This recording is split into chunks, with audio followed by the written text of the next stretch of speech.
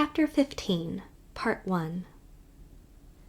Emily, just home from an interminable week's visit at Uncle Oliver's, where a cousin had been getting married, heard at the post office that Teddy Kent had gone.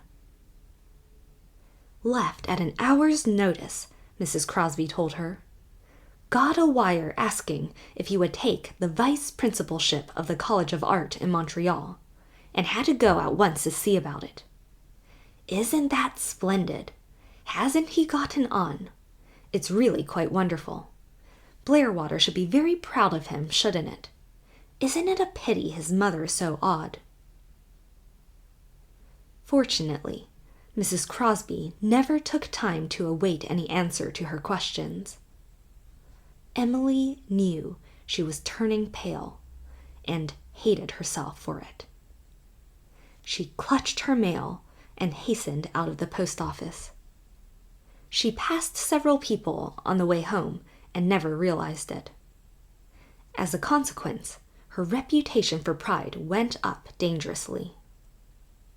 But when she reached New Moon, Aunt Laura handed her a letter. Teddy left it. He was here last night to say goodbye.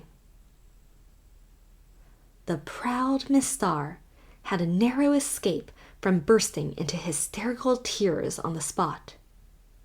A Murray in hysterics. Never had such a thing been heard of. Never must be heard of. Emily gritted her teeth, took the letter silently, and went to her room. The ice around her heart was melting rapidly. Oh, why had she been so cool and dignified with Teddy all that week after Mrs. Chidlaw's dance? But she had never dreamed he would be going away so soon. And now... She opened her letter. There was nothing in it but a clipping of some ridiculous poetry Perry had written and published in a Charlottetown paper. A paper that was not taken at New Moon. She and Teddy had laughed over it. Ilsa had been too angry to laugh, and Teddy had promised to get a copy for her. Well, he had got it. Part 2. She was sitting there, looking whitely out into the soft black velvety night with its goblin market of wind-tossed trees, when Ilsa, who had also been away in Charlottetown, came in. So Teddy has gone. I see you have a letter from him, too. Two?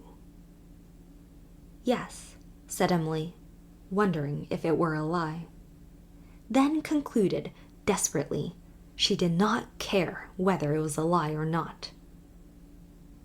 He was terribly sorry to have to go so suddenly, but he had to decide at once, and he couldn't decide without getting some more information about it. Teddy won't tie himself down too irrevocably to any position, no matter how tempting it is. And to be vice principal of that college at his age is some little bouquet. Well, I'll soon have to go myself. It's been a gorgeous vacation, but... Going to the dance at Dairy Pond tomorrow night, Emily? Emily shook her head. Of what use was dancing now that Teddy was gone? Do you know, said Ilsa pensively, I think this summer has been rather a failure, in spite of our fun. We thought we could be children again, but we haven't been. We've only been pretending. Pretending? Oh, if this heartache were only a pretense, and this burning shame and deep, mute hurt. Teddy had not even cared enough to write her a line of farewell. She knew, she had known ever since the Chidlaw dance, he did not love her. But surely friendship demanded something. Even her friendship meant nothing to him. This summer had been only an interlude to him. Now he had gone back to his real life and the things that mattered. And he had written Ilsa. Pretend? Oh, well, she would pretend with a vengeance.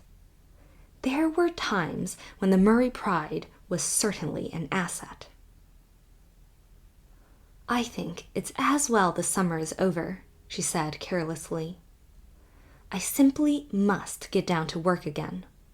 I've neglected my writing shamefully the past 2 months.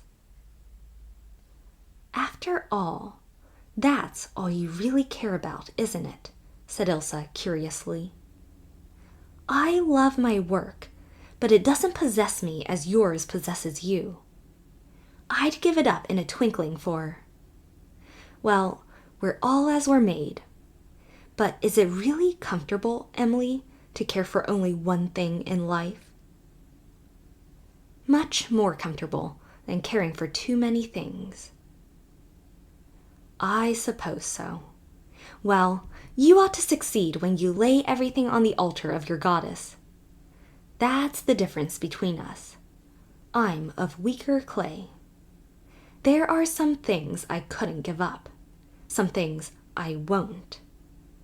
And as old Kelly advises, if I can't get what I want, well, I'll want what I can get. Isn't that common sense? Emily, wishing she could fool herself as easily as she could other people, went over to the window and kissed Ilsa's forehead. We aren't children any longer, and we can't go back to childhood, Ilsa. We're women, and must make the best of it. I think you'll be happy yet. I want you to be. Ilsa squeezed Emily's hand. Darn common sense, she said drearily. If she had not been in New Moon, she would probably have used the unexpurgated edition.